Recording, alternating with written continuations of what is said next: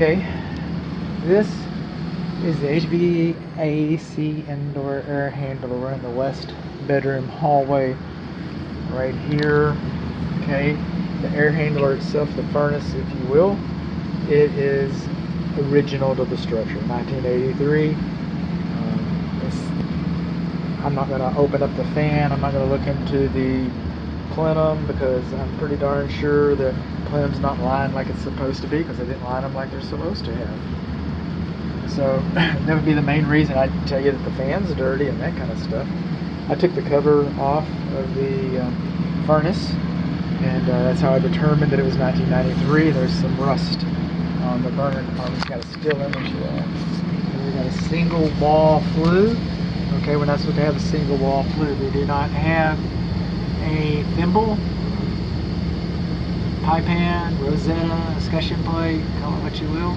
We've got a screen up here. Focus for us. Can you readjust? Not supposed to.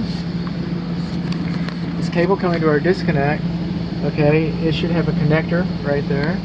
And I don't know, I guess I'm gonna have to get out my flashlight. Okay.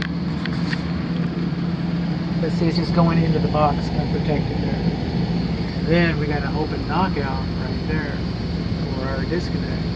And our disconnect, now that I'm looking at it, I guess it looks okay. I guess. So that's pretty much the furnace. Then our evaporator coil. And we need some insulation right there. See where the water is dripping off of it? And we do not have a secondary drain. See how they have that hole right there? So this is our primary drain. It does not have a P-trap. Okay, it's got some insulation on it eventually. It doesn't have any insulation up here. It doesn't have a P-trap up here. We do have a care and use manual. But the most interesting thing about this is refrigerant R22. This system is not matched. Okay, this system is not matched to the to the newer condensing unit outside.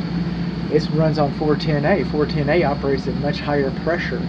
So these coils are just destined for failure. Okay, and model, that's a Goodman. First is 2005.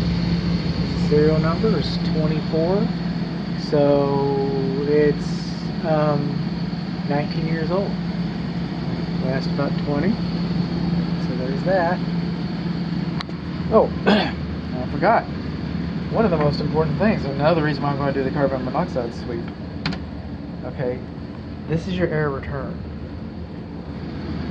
This is your furnace. This is your gas furnace. If you spill carbon monoxide out, it gets sucked into the return air plenum and gets redistributed and evenly spreads out throughout the house, putting everybody to sleep forever at the same time.